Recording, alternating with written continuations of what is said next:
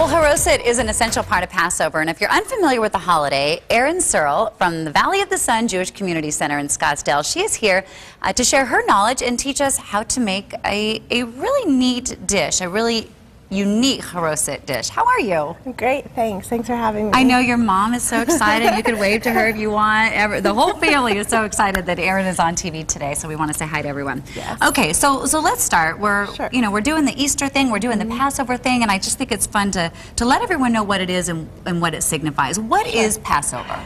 Sure. Passover is retelling the story of the Israelites fleeing from under Pharaoh, and they wander the desert, and because they wandered the desert, they didn't have time for their bread to rise. That's why we eat matzah. Right, and lots of matzah. Lots of matzah. And so at a Passover Seder, Passover starts Monday night, we have a Seder plate, which is over here, and one of the items on it is the Charoset, which is what we're making today. And what does the Charoset signify? Sure, the Charoset is a brown mixture, and it has a lot of different ingredients, and it signifies the mortar of the bricks, and to remember how we were slaves in Egypt. Well, and we'll go over the Seder plate here in a second, but let's get started and make this.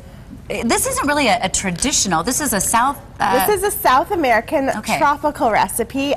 Most Charoset recipes don't have bananas and pears in them, but this one does. So we're going to make it and see how it turns out. Well, let's do it, and I can help you with that. Tell me, am I just going to dump all this stuff in? So let's dump the dates in. Okay, so we've got dates.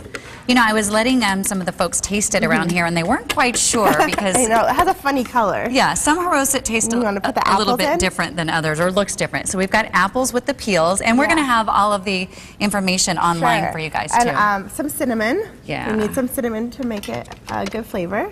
Now I make a really good recipe, and we'll try to get it online. We're going to give this guy a little head start. If you want to. Okay. You got it?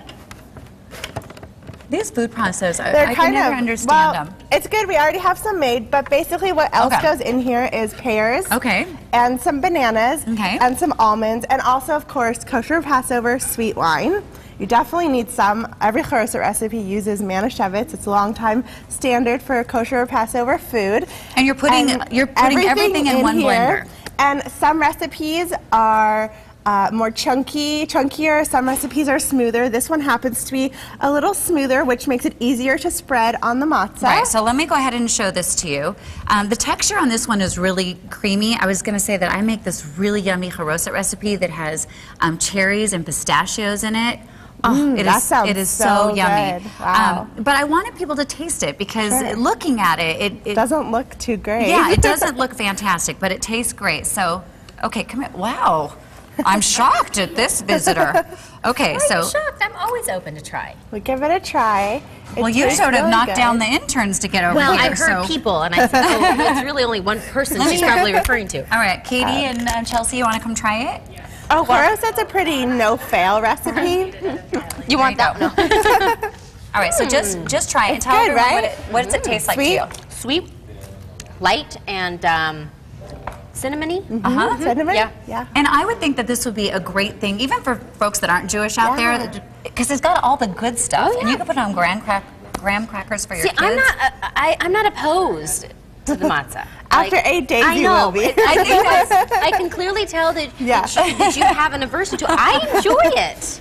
Yeah, but I'm not eating it for 8 days. It's good though because it has nuts, so it is a good source of protein. So it's a great snack during Passover. Well, we're going to have this recipe, Stephanie, online, so you can make it for the kiddos. I think the boys would like it. I love it too. It's really sweet and yummy. All right. Thanks, Erin, so much. Thank you so much. And thank you to your mom for letting us borrow her Seder plate. Oh yeah, no problem. We're going to have all of the information on SonoranLiving.com.